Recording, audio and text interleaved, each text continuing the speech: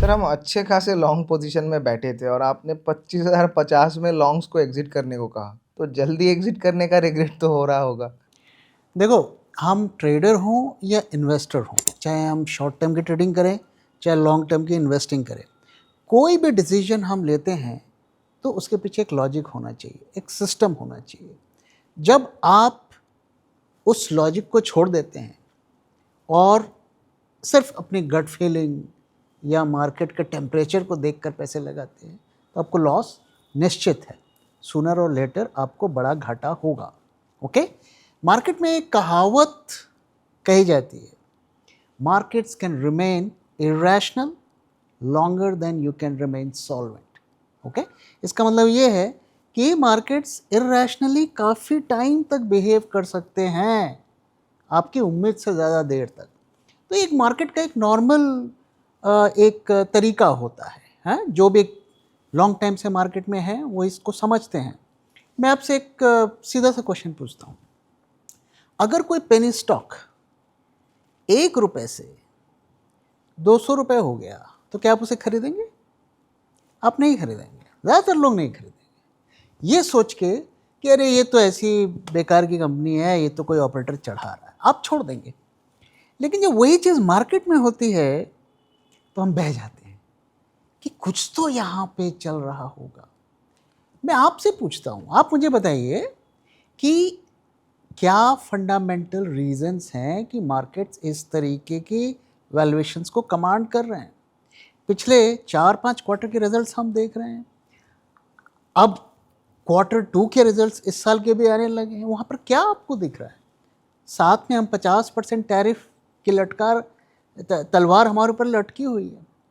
तो कुछ भी यहाँ पर लॉजिकली फिलहाल नहीं हो रहा, और ये एक मार्केट की नॉर्मल चाल होती है। कई वक्त आपको ऐसा दिखेगा मार्केट इलॉजिकली बिहेव करता है और उसका भी कई दफ़े एक्सप्लेनेशन होता है। फॉर एग्जांपल, अभी एक्सप्लेनेशन क्या है मैंने आपके साथ शेयर किया कि 25,000 से ज़्यादा के IPOs मार्केट में चल रहे हैं, उन्हें सक्सेसफुल करना है और उनका सक्सेसफुल होना काफ़ी लोगों के हित में है।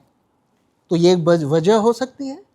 तो हम लॉजिक से चल रहे हैं, हमारे इंडिकेटर ने हमें कहा, हमने मार्केट के बॉटम को पकड़ा, हमने लॉन्ग पोजीशंस बनाई, और हमारे जिस इंडिकेटर ने हमें कहा कि आप बाय करो, उसी ने कहा कि मार्केट से आप एग्जिट कर जाओ, लॉन्ग पोजीशंस को बुक कर लो। और उसके बाद हमारा व्यू क्या था कि ये हमें वेट एंड वॉच मोड में रहना है, तो हमने शॉर्ट भी नहीं किया। तो ऐसा तो नहीं है कि हमने शॉर्ट करके काफ़ी सारे लॉसेस कर लिए।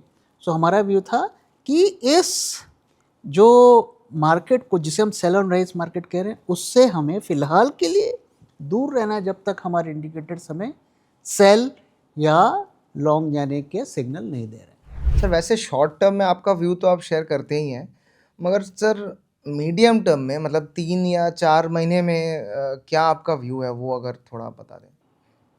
ओके, देखिए, जो लॉन्ग टर्म जब व्यू की बात करते हैं ना, 3 महीने 4 महीने के का हम बात करते हैं, तो एक हमें एक पर्टिकुलर टाइप के सेटअप को हम ढूंढते हैं, एक स्ट्रक्चर को हम ढूंढते हैं, और वो हर महीने तो बनेगा नहीं, वो टाइम के साथ बनता है। अगर आप हमारे वीडियोस को फॉलो कर रहे हैं तो लास्ट टाइम हमने 21,660 का टारगेट दिया था, लगभग वहीं से मार्केट्स ने रिवर्सल किया था। ओके, अब दोबारा से वैसे पैटर्न बने हैं। हमारा व्यू ये है कि अगले 3 से 4 महीने में markets are going lower, that's our view. Okay, ये व्यू प्रोबेबिलिटी पर बेस होता है, ऐसा होने की प्रोबेबिलिटी ज़्यादा है, गारंटीड नहीं है। मार्केट में अगर 5% भी किसी चीज़ की नहीं होने की प्रोबेबिलिटी है, वो हो सकता है, तो ये व्यू गलत हो सकता है। तो इसलिए मेरी रिक्वेस्ट ये है कि ये सुन के दिसंबर का आपको पुट नहीं खरीदना है, मैं वो नहीं सजेस्ट कर रहा हूँ। मैं सिर्फ ये कह रहा हूँ कि मार्केट इस तरीके का स्ट्रक्चर बना रहा है कि अगले 3 महीने में हाईली लाइकली है कि मार्केट्स यहाँ से नीचे जाएंगे। कितना नीचे जाएंगे वो भी लेवल है, पर ड्यू टू ऑब्वियस रीजंस मैं नहीं शेयर कर रहा हूँ। तो ये जो मैं आपसे शेयर कर रहा हूँ ये based on chart, structure and data है। अब इसके फंडामेंटल रीजंस क्या है, क्यों मार्केट यहाँ से नीचे जाएगा, ये भी तो हमें पूछना चाहिए ना कि भाई ठीक है चार्ट पे आपको दिख गया लेकिन फंडामेंटल रीज़न क्या है, तो वो मैं आपसे शेयर करता हूँ। तो पहला कि टैरिफ के मामले में मामला अटका हुआ है। अब टैरिफ थोड़ा बहुत कम हो सकता है, हटेगा नहीं, ओके। और उसका इम्पैक्ट ऑलरेडी हमें देखने को मिलना शुरू हो गया है। अगर आप इंपोर्ट और एक्सपोर्ट का डिफरेंस देखेंगे ना, ट्रेड डेफिसिट 1 साल के हाईएस्ट लेवल पर है, ओके। हम बहुत ज़्यादा इंपोर्ट कर रहे हैं, एक्सपोर्ट पे हमारी कमी आई है, आगे भी कमी आएगी। जो हमारे फार्मा और आईटी सर्विसेज कंपनीज एक्सपोर्ट करती थी उनका एक्सपोर्ट पर भी इम्पैक्ट पड़ेगा। जेम्स एंड ज्वेलरी और बाकी सेक्टर में तो ऑलरेडी पड़ना शुरू हो गया है, तो वहाँ पर नेगेटिव है। Q2 के रिजल्ट्स आ रहे हैं, एस्टिमेट मैंने आपके साथ शेयर किया कि रिजल्ट्स अच्छे नहीं आएंगे, और वही कहानी अभी तक हमें देखने को मिल रही है। कई बड़ी कंपनी ने रिजल्ट्स पोस्ट किए, results were not up to the mark, okay. तो टैरिफ, हमारे Q2 के रिजल्ट्स, और तीसरा बिहार में इलेक्शनवा होने वाला है, और ऐसा कई लोग कह रहे हैं कि वहाँ पे कुछ सरप्राइजिंग भी हो सकता है, हो सकता है। मैं कोई पंडित नहीं हूँ, पोल पंडित नहीं हूँ, बट उसकी भी प्रोबेबिलिटी है।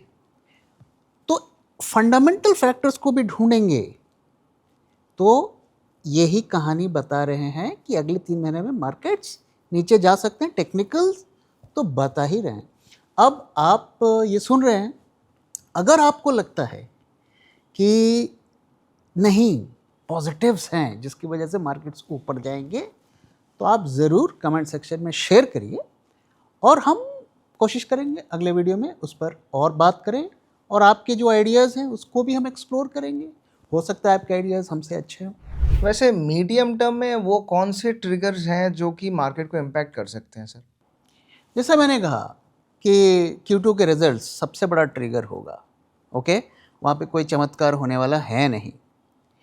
इसके बाद आप देखिए तो टैरिफ के फ्रंट पे जो है वो चल रहा है, और भी टैरिफ लग सकते हैं। हमारी फार्मा की दूसरे जो फार्मा के दूसरे सब सेक्टर से उस पर भी टैरिफ बढ़ सकता है। ट्रम्प कुछ भी कर सकता है। इसका एक पॉजिटिव एस्पेक्ट ये हो सकता है कि शायद डील हो जाए, जिसके भी चांसेस हैं। डील हो जाएगी तो शायद हम 50% से हमारा टैरिफ थोड़ा कम हो जाएगा, बट 25% से नीचे तो जाना बहुत मुश्किल है।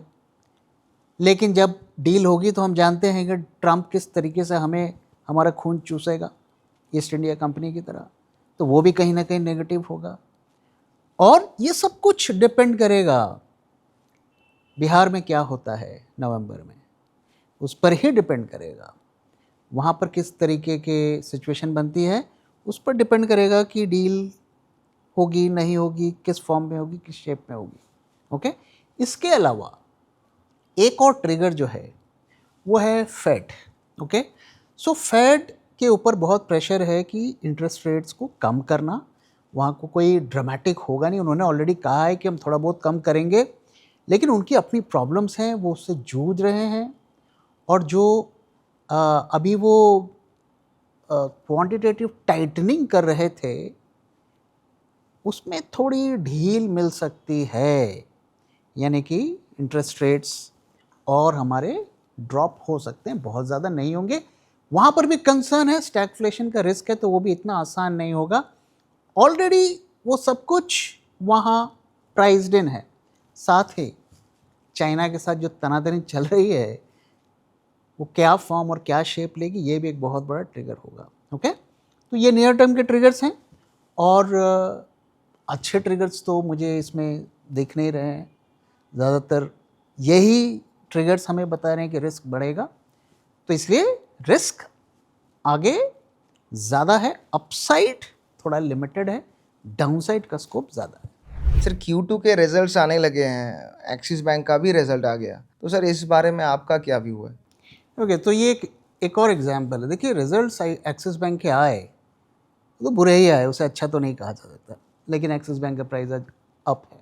ओके, तो मार्केट इज बिहेविंग इरेशनली। अब देखिए उनके नेट प्रॉफिट में 28% का ड्रॉप देखने को मिला ईयर ऑन ईयर।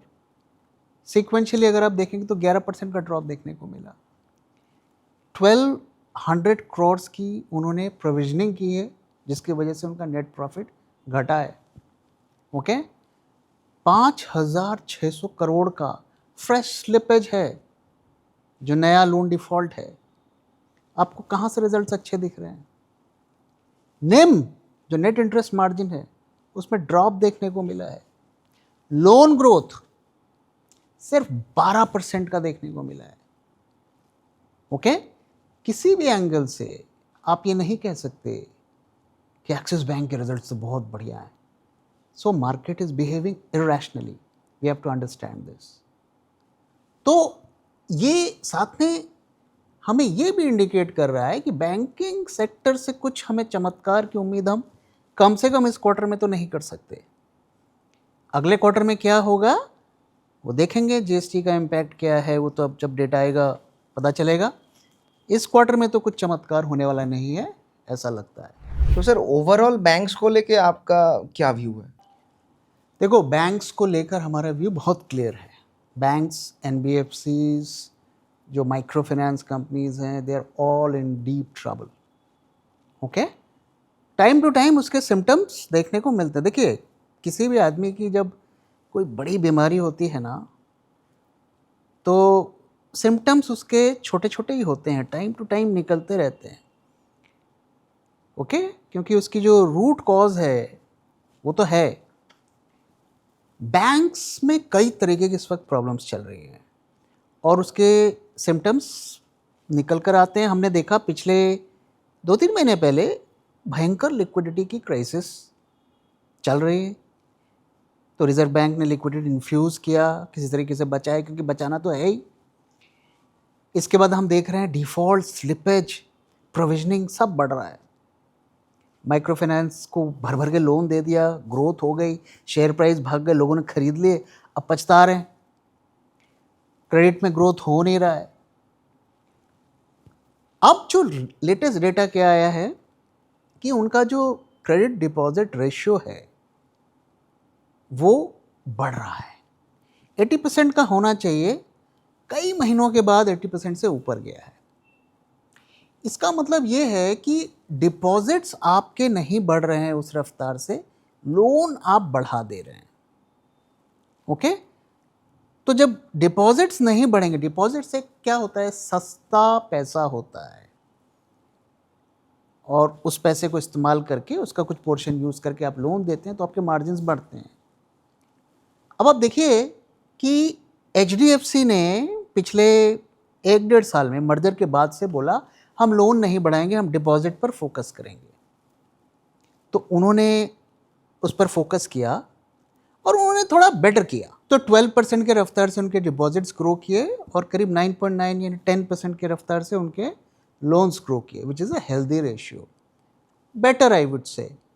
लेकिन जो स्पेक्ट्रम के दूसरे एंड पर है आरबीएल, ठीक है, आपके लोन्स 14% के रफ्तार से ग्रो किए, आपके डिपॉजिट्स 8% के रफ्तार से ग्रो किए। तो ये सिस्टम में प्रॉब्लम क्रिएट करेंगे इनमें। इससे क्या होगा, उनकी बैलेंस शीट खराब होगी, एसेट लायबिलिटी का मिसमैच होगा। ओके, और उनकी जो क्वालिटी है इनकम की, उसमें इफेक्ट पड़ेगा। अब देखिए, आपका जो क्रेडिट पाई है वो छोटी श्रिंक कर रही है, बिजनेस आपको मिलना नहीं है। डिपॉजिट देके, लोगों से डिपॉजिट लेके तो आप पैसा नहीं कमा पाएंगे ना, जब तक बैंक लोन नहीं देगा वो कैसे कमाएगा। अब आप लोन लेने वाले ही कम हो रहे हैं। अब देखो, जो इतने आईटी की सर्विसेज के एम्प्लॉयज़ हैं उनका ले ऑफ हो रहा है, वो बेचारे अब अपनी वो तो डिफ़ॉल्ट करेंगे, नौकरियां हैं कहाँ।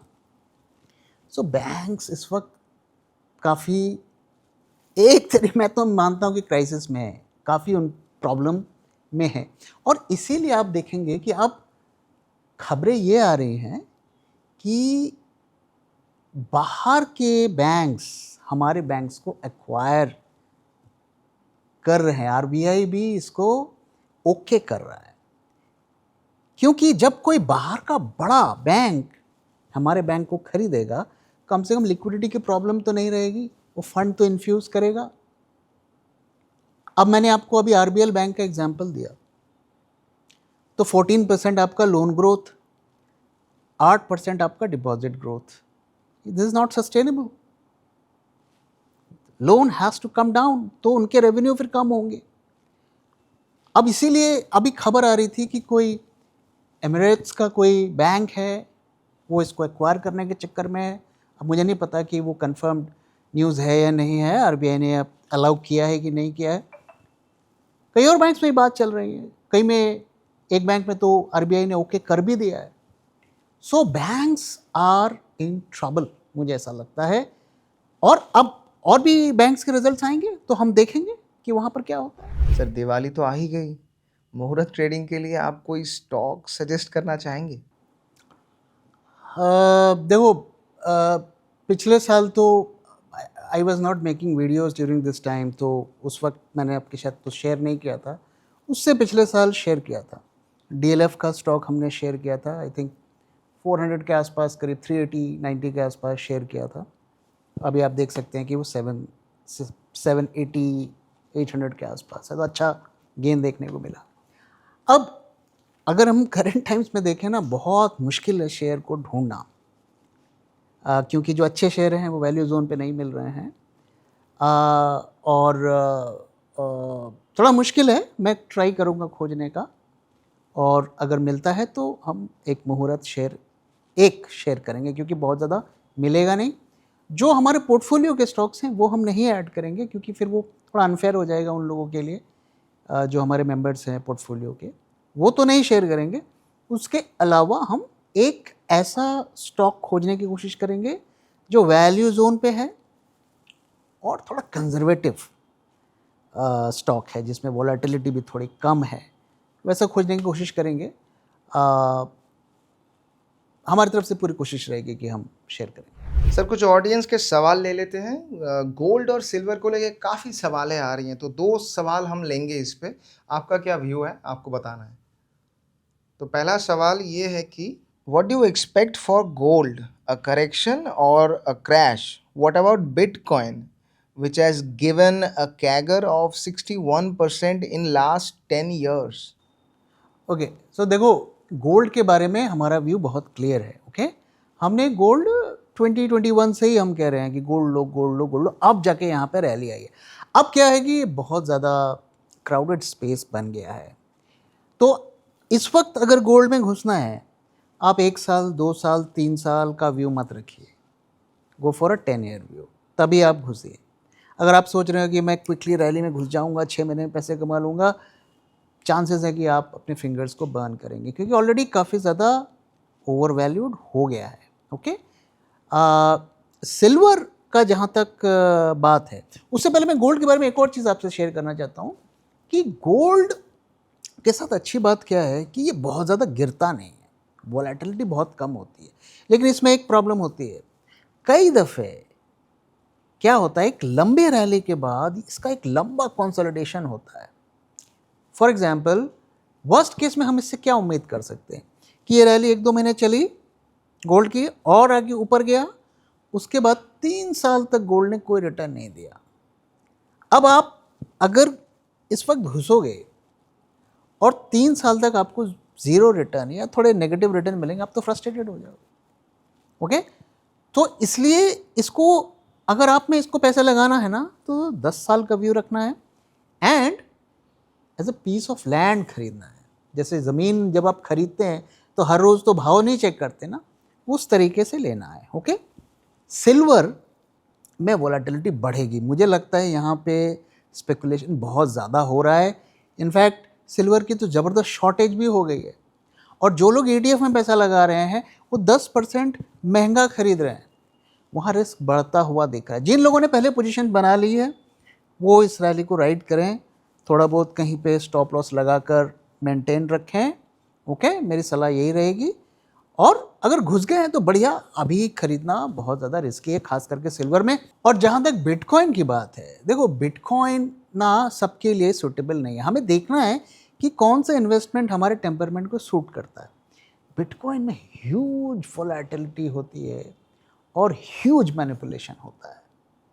ये तभी आपको लगाना चाहिए कि आपके पास 10 लाख रुपए हैं तो आपने 10,000, 20,000, 30,000 टाइप रख दिया कि चलो कभी बढ़ जाएगा, 10 गुना 20 गुना हो जाएगा, तो वैसे मोड पे करना है। बिटकॉइन की सबसे बड़ी प्रॉब्लम क्या होती है कि इसकी फेयर वैल्यू क्या है ये कैलकुलेट करना ही बहुत मुश्किल होता है। वैसे तो गोल्ड और सिल्वर में भी बहुत मुश्किल होता है क्योंकि वहाँ पर कैश फ्लो नहीं होता है। जहाँ पे कैश फ्लो नहीं होगा उसकी असली कीमत आपको नहीं पता चलेगी, डिमांड सप्लाई से होगा। अब क्रिप्टो में बिहाइंड द सीन क्या चलता है ये तो ट्रांसपेरेंट नहीं है। गोल्ड में कम से कम तो सेंट्रल जो बैंकर्स हैं वो इन्वॉल्व रहते हैं, गवर्नमेंट खरीदते हैं और रिटेल तो बहुत छोटा मोटा खरीदता है, तो वहाँ पर एक फ्री एंड फेयर मार्केट की उम्मीद कर सकते हैं। क्रिप्टो में तो पता नहीं बिहाइंड द सीन क्या होता है। तो अगर आपको वोलेटिलिटी पसंद है तभी करिए, अगर आप स्टेबिलिटी के साथ रीजनेबल रिटर्न्स चाहते हैं better to avoid it. I am not a crypto expert और मुझे क्रिप्टो एक्सपर्ट बनना भी नहीं है, सो इसलिए मैं ज़्यादातर लोगों को यही सलाह देता हूँ कि stay away from it. Sir एक और सवाल ले लेते हैं।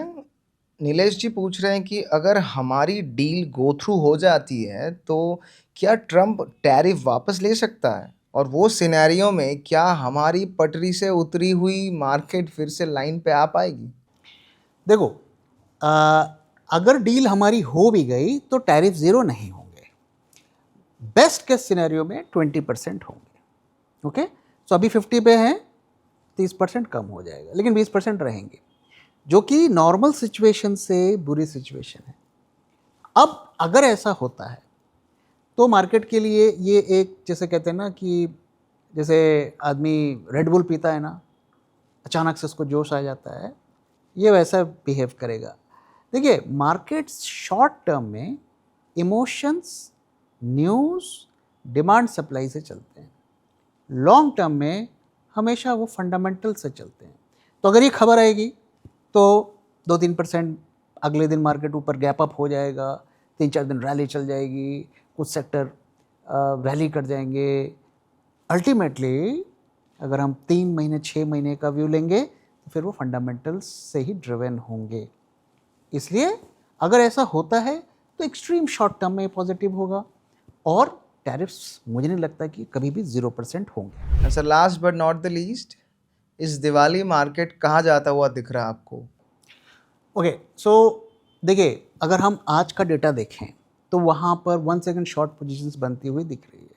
ओके, कल के दिन 9,000 कॉन्ट्रैक्ट्स ऐड हुए, दोनों मंथ्स को अगर हम ऐड करें निफ्टी में, निफ्टी फ्यूचर्स में, आज भी करीब करीब 9,000 ऐड हुए। ओके, कल के दिन तो पिछले दिन के कंपैरिजन से प्रीमियम बढ़ा था। आज इतना हमें मार्केट में रैली देखने को मिली, प्रीमियम्स ड्रॉप रहे। करंट मंथ में 60 पॉइंट्स ड्रॉप रहे। करीब कल 110 का प्रीमियम था, आज वो ड्रॉप होके 60 पर आ गया है। ओके, नेक्स्ट मंथ में भी 40 पॉइंट्स का ड्रॉप देखने को मिला है। तो 9,000 contracts added with drop in premium, clearly it's a sign of short positions getting added. Put call ratio एक बार फिर 1.35 के ऊपर चला गया है, which is a sign of an overbought condition. मैंने पहले भी आपको डेटा के साथ दिखाया है कि जब भी इससे ऊपर जाता है तो जनरली मार्केट्स ड्रॉप होते हैं। पिछले बार भी हुआ था। हाँ, ये अलग बात है कि इस बार रैली हो गई और इसे हम इरेशनल रैली कर रहे हैं। तो ऐसे में हमें करना क्या चाहिए? हमारा व्यू कल जो था वही है, यानी कि वेट एंड वॉच। देखिए, मैं आपको छोटी सी कहानी सुनाता हूँ। टेस्ला का स्टॉक जब रैली कर रहा था इतने ज़बरदस्त तरीके से कुछ साल पहले, तो वॉरेन बफेट और चार्ली मुंगेर, उनके जो एसोसिएट थे, उनसे एक सवाल पूछा कि आप टेस्ला में इन्वेस्ट क्यों नहीं कर रहे हैं, आपका क्या व्यू है? तो उन्होंने जवाब दिया था, टेस्ला में हम I will not short it, I will not buy it. तो हमारा भी इस वक्त वही व्यू है कि हम निफ्टी को ना बाय कर रहे हैं ना सेल कर रहे हैं। जब तक ये इर्रेशनल एक्सूबरेंस लेवल पर नहीं आ जाता है हम पोजीशंस नहीं बनाएंगे, हम वेट एंड वॉच रहेंगे, निफ्टी के बाहर पोजीशंस बनाएंगे।